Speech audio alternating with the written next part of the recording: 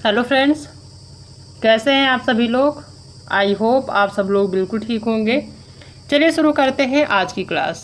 आज की क्लास जो है काफ़ी ज़्यादा इम्पॉर्टेंट है आप सभी के लिए, क्योंकि आप सभी को पता है कि अभी हाल ही में लोकसभा का चुनाव हुआ है। लोकसभा 2024 का चुनाव हुआ है, ठीक है, जिसमें जो माननीय नरेंद्र मोदी जी हैं तीसरी बार प्रधानमंत्री बन के आते हैं। उनको जो है कह सकते हैं कि जीत मिलती है। उनके जो गठन था, उनका जो भी उन्होंने बनाया था, ठीक है, महागठबंधन जो था उसके तहत उनको जो है जीत मिली है और उसके तहत उनको तीसरी बार प्रधानमंत्री बनाया गया या बने हैं, ठीक है।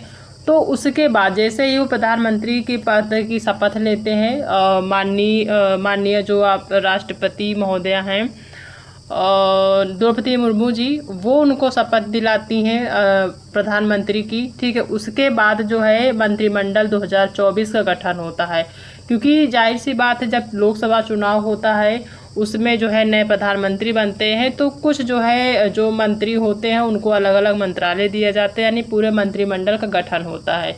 तो नया मंत्रिमंडल बनाया गया है जिसमें बहुत सारे मंत्री जो हैं उनको अलग अलग मंत्रालय दिया गया है। तो ये जो टॉपिक है काफ़ी ज़्यादा इम्पॉर्टेंट है, क्योंकि नया मंत्रालय बना है, नए मंत्रिमंडल के अंतर्गत नए नए जो सांसद चुन के आए हैं उनको नए नए पद दिए गए, नए नए विभाग दिए गए हैं, नए नए मंत्रालय दिए गए हैं। तो वो कौन कौन से ऐसे मंत्री हैं जिनको कौन कौन से विभाग या मंत्रालय दिए गए हैं उनके बारे में डिटेल में डिस्कस करने वाले हैं। और यहाँ से 100% श्योर है कि यहाँ से क्वेश्चन आपके एग्जाम में आने वाले हैं। तो टॉपिक काफ़ी ज़्यादा इम्पॉर्टेंट है, शुरू से लास्ट तक देखिएगा ताकि ये पता चल जाए कि कौन कौन से ऐसे मंत्री हैं या कौन कौन से ऐसे सांसद हैं जो इस बार चुने गए हैं और कौन कौन से उनके मंत्रालय उनको मिले हैं, कौन कौन से मंत्रालय उनको दिया गया है, जो कि इम्पॉर्टेंट है आप सभी के एग्ज़ाम के लिए। तो देखना बिल्कुल भी स्किप नहीं करिएगा, ठीक है। और अगर चैनल पर नए हैं तो चैनल को सब्सक्राइब कर लीजिएगा और अपने दोस्तों में भी शेयर कर दीजिएगा, ताकि वो अगर किसी भी एग्ज़ाम की जो है तैयारी कर रहे हैं तो उनके लिए हेल्पफुल रहे, ठीक है। तो सबसे पहले आप ये समझ लीजिए कि जो माननीय नरेंद्र मोदी जी हैं वो तीसरी बार प्रधानमंत्री बनते हैं। इस बार 2024 का जो लोकसभा चुनाव हुआ इसमें जो प्रधानमंत्री बनते हैं तीसरी बार नरेंद्र मोदी ही बनते हैं। इनका जो विभाग या मंत्रालय कह लें कि इनको कौन कौन सा विभाग मिला है या मंत्रालय मिला है, इनके अंडर में जो होगा वो आपका कार्मिक होगा, लोक शिकायत और पेंशन मंत्रालय है, परमाणु ऊर्जा विभाग और अंतरिक्ष विभाग। ये जो इतने मंत्रालय हैं ये किसके अंडर में रहेंगे? ये प्रधानमंत्री मोदी के यानी कि नरेंद्र मोदी जी के अंडर में रहेंगे। कौन कौन से है? कार्मिक है, लोक शिकायत और पेंशन मंत्रालय है, परमाणु ऊर्जा विभाग है और अंतरिक्ष विभाग। ये मंत्रालय जो है किसके अंदर आएगा? ये आएगा प्रधानमंत्री नरेंद्र मोदी के अंतर्गत, ठीक है। तो ध्यान रखना है। दूसरा, अगर मंत्री का नाम की बात करें उनको कौन सा मंत्रालय मिला है, तो जो दूसरे सबसे खास मंत्री रहे हैं वो राजनाथ सिंह हैं, ठीक है। इनको जो मंत्रालय दिया गया है ये रक्षा मंत्रालय दिया गया है। कौन सा मंत्रालय है राजनाथ जी का? तो ये है रक्षा मंत्रालय। दूसरे जो आपके मंत्री हैं वो है अमित शाह, जिनको गृह मंत्रालय और सहकारिता मंत्रालय इस बार जो लोकसभा चुनाव 2024 का जो मंत्रिमंडल गठन किया गया है इसमें इनको गृह मंत्रालय और सहकारिता मंत्रालय दिया गया है। नितिन गडकरी जी हैं, उनको सड़क परिवहन और राजमार्ग मंत्रालय दिया गया है। इससे पहले भी जो नितिन गडकरी हैं इनको मंत्रालय दिया गया था। सड़क परिवहन और राजमार्ग मंत्रालय किसके अंतर्गत है? ये नितिन गडकरी के ही अंतर्गत आता है। इन्हीं के जो है अंडर में ये काम होगा। फिर हैं जेपी नड्डा, इनको स्वास्थ्य एवं परिवार कल्याण मंत्रालय दिया गया है। कौन सा जो है दिया गया है? ये है स्वास्थ्य एवं परिवार कल्याण मंत्रालय। फिर ठीक है, शिवराज सिंह चौहान, ठीक है, जो है इनको कौन सा मंत्रालय है? वो है कृषि और किसान कल्याण मंत्रालय। और ग्रामीण विकास मंत्रालय और पंचायती राज मंत्रालय किसके अंतर्गत आता है? ये आएगा शिवराज सिंह चौहान के अंडर में काम होगा, ठीक है। कृषि और किसान कल्याण मंत्रालय और ग्रामीण विकास मंत्रालय और पंचायती राज मंत्रालय, ये जो विभाग है इसके जो है कर्ता धर्ता कौन रहेंगे? शिवराज सिंह चौहान रहेंगे, ठीक है, इस बार जो नया मंत्रालय बना है।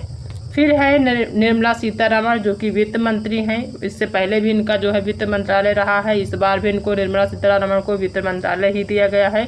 सुब्रमण्यम जयशंकर इनको विदेश मंत्रालय जो पहले रहा है वही इनको विदेश मंत्रालय दिया गया है। ठीक है, एस जयशंकर या सुब्रमण्यम जयशंकर इनको कहते हैं। कई बार आप एस जयशंकर के नाम से भी इनको देखेंगे आपके एग्जाम में, एस जयशंकर के नाम से भी आपका क्वेश्चन पूछा जाता है। तो इनका पूरा नाम जो है सुब्रमण्यम जयशंकर है, इनको विदेश मंत्रालय दिया गया है। मनोहर लाल खट्टर इनको ऊर्जा मंत्रालय और शहरी विकास मंत्रालय दिया गया है। याद रखना है कौन सा मंत्रालय दिया गया है, ऊर्जा मंत्रालय और शहरी विकास मंत्रालय किसको, मनोहर लाल खट्टर को। HD कुमार स्वामी इनको भारी उद्योग और सार्वजनिक उद्योग मंत्रालय दिया गया है।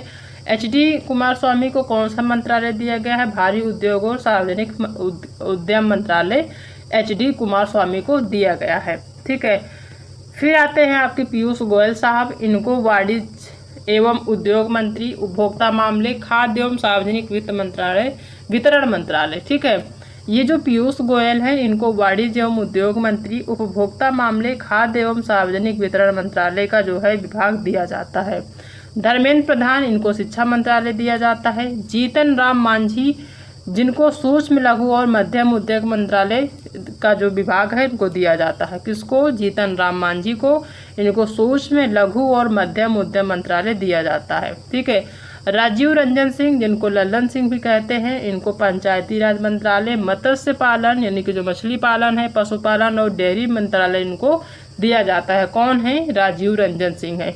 कौन सा मंत्रालय है या कौन सा विभाग है, पंचायती राज मंत्रालय है। मत्स्य पालन, पशुपालन और डेयरी विभाग इनको या इनके अंडर में काम होगा। ठीक है, नेक्स्ट है सर्बानंद सोनोवाल, इनको जो विभाग दिया गया है वो बंदरगाह, जहाज रानी और जलमार्ग मंत्रालय दिया गया है।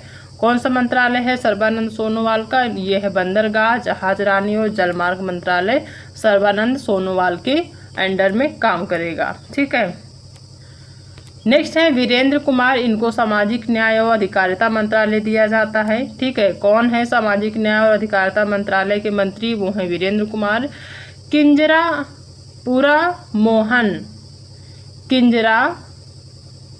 मोहन नायडू इनको नागरिक उड्डयन मंत्रालय दिया गया है। ठीक है, किंजरापुराम मोहन नायडू को नागरिक उड्डयन मंत्रालय दिया गया है। प्रहलाद जोशी जो मंत्री हैं इनको उपभोक्ता मामले और नवीन एवं नवकरणीय ऊर्जा मंत्रालय दिया गया है। कौन सा, उपभोक्ता मामले और नवीन एवं नवकरणीय ऊर्जा मंत्रालय प्रहलाद जोशी को दिया गया है। जुएल ओरांव इनको जनजातीय मामलों का मंत्रालय दिया गया है। गिरिराज सिंह इनको कपड़ा मंत्रालय इस बार दिया गया है। अश्विनी वैष्णव रेल मंत्रालय और इलेक्ट्रॉनिक्स और सूचना प्रौद्योगिकी मंत्रालय इस बार दिया गया है। ज्योतिरादित्य सिंधिया इनको कौन सा मंत्रालय दिया गया है, तो इनको संचार मंत्री और उत्तर पूर्वी क्षेत्र विकास का जो है विभाग दिया गया है। भूपेंद्र यादव इनको पर्यावरण, वन और जलवायु परिवर्तन मंत्रालय इस बार के जो है मंत्रिमंडल में दिया गया है। नेक्स्ट है गजेंद्र सिंह शेखावत, इनको संस्कृति मंत्री या फिर पर्यटन मंत्री का जो विभाग है गजेंद्र सिंह शेखावत को दिया गया है। ठीक है, अन्नपूर्णा देवी जिनको महिला एवं बाल विकास मंत्रालय इस बार दिया गया है, यानी महिला एवं बाल विकास मंत्रालय की जो मंत्री हैं इस बार वो कौन है, तो वो है अन्नपूर्णा देवी। ध्यान रखना इम्पॉर्टेंट है। किरण रिजिजू इनको संसदीय कार्य मंत्री, अल्पसंख्यक कार्य मंत्री का विभाग दिया गया है। संसदीय कार्य मंत्री या फिर अल्पसंख्यक कार्य मंत्री का जो विभाग किसे दिया गया है, तो वो है किरण रिजिजू। हरदीप सिंह पुरी इनको पेट्रोलियम और प्राकृतिक गैस मंत्रालय दिया गया है। कौन है इसके मंत्री, तो ये हैं हरदीप सिंह पुरी, पेट्रोलियम और प्राकृतिक गैस मंत्रालय के। डॉक्टर मनसुख मंडाविया इनको श्रम और रोजगार मंत्री, युवा मामले और खेल मंत्री का विभाग दिया गया है। जी किशन रेड्डी इनको कोयला खान मंत्रालय दिया गया है। चिराग पासवान इनको खाद्य प्रसंस्करण का जो विभाग है वो दिया गया है। और CR पाटिल को जल शक्ति मंत्रालय दिया गया है। कोयला खान मंत्रालय जी किशन रेड्डी को दिया गया है। खाद्य प्रसंस्करण चिराग पासवान को दिया गया है। जल शक्ति मंत्रालय CR पाटिल को दिया गया है, ध्यान रखना है। ठीक है, तो ये 30 ऐसे जो है मंत्री है जिनको ये जो है मुख्य मुख्य विभाग दिए गए हैं। ठीक है, अब कुछ राज्य मंत्री हैं जो स्वतंत्र प्रभार के रूप में काम करेंगे। वो कितने हैं, तो टोटल 5 हैं। पहले हैं वो हैं राव इंद्रजीत सिंह। ठीक है। या फिर इंद्रजीत राव सिंह जो हैं वो सांख्यिकी एवं कार्यक्रम कार्यान्वयन मंत्रालय, योजना मंत्रालय और संस्कृति मंत्रालय का विभाग इनको दिया गया है। डॉक्टर जितेंद्र सिंह, इनको कौन सा मंत्रालय मिला है, तो इनको विज्ञान और प्रौद्योगिकी मंत्रालय, पृथ्वी विज्ञान मंत्रालय, कार्मिक लोक शिकायत और पेंशन मंत्रालय दिया गया है। किसको दिया गया है, जितेंद्र सिंह को दिया गया है। ठीक है। नेक्स्ट है अर्जुन राम मेघवाल, इनको कानून और न्याय मंत्रालय दिया गया है इस बार के मंत्रिमंडल में। और प्रताप राव जाधव, इनको आयुष मंत्रालय दिया गया है। जयंत चौधरी को शिक्षा मंत्रालय दिया गया है। शिक्षा मंत्रालय किसके अंडर में काम करेगा, तो ये जयंत चौधरी के अंडर में काम करेगा। ठीक है। तो ये 5 ऐसे जो है स्वतंत्र प्रभार हैं या फिर यूँ कह ले कि राज्य मंत्री हैं, ध्यान रखना है। ठीक है। तो टोटल 35 जो है मंत्रिमंडल इसमें गठन हुआ है। तो जो 35 मंत्री हैं इन्होंने 35 विभाग का कार्यभार संभाला है इस बार जो 2024 लोकसभा के बाद जो आपका मंत्रिमंडल का गठन हुआ है। ठीक है। तो ये जो है जो अभी हाल ही में यानी कल जो है आपके जितने जो मंत्री हैं जिनको जो मंत्रालय मिले हैं वो हमने यहाँ पे डिस्कस कर लिया है। इनको 1 से 2 बार रिवीजन कर लीजिएगा। ठीक है। चीज़ें आपकी क्लियर हो जाएंगी। जैसे ही ऑप्शन में आपको ये सारी चीज़ें दिखेंगी चीज़ें समझ में आ जाएंगी, लेकिन आपको रिवीजन करना पड़ेगा। ठीक है। जब तक आप रिवीजन नहीं करेंगे ये आपको याद नहीं होंगे। तो इनको 1 से 2 दिन आपका रिवीजन करना पड़ेगा। 1 से 2 बार आप वीडियो देख लीजिएगा तो चीज़ें यहाँ पे क्लियर हो जाएंगी। ठीक है। तो इस बार जो लोकसभा चुनाव हुआ था 2024 में, तो उसका जो है जो मंत्रिमंडल है जिसका विस्तार हमने डिटेल में देखा है, कौन कौन से मंत्री हैं, किनको कौन कौन सा मंत्रालय मिला है। अगर आप लोकसभा 2024 की बात करें तो अगर पूछा जाए कि कौन सा सत्र रहा है इस बार, तो ये 18वां सत्र रहा है जो कि 7 चरण में चुनाव हुआ है। टोटल जो सीट थी वो 543 सीट थी। कुल सीट जो थी 543 सीट थी।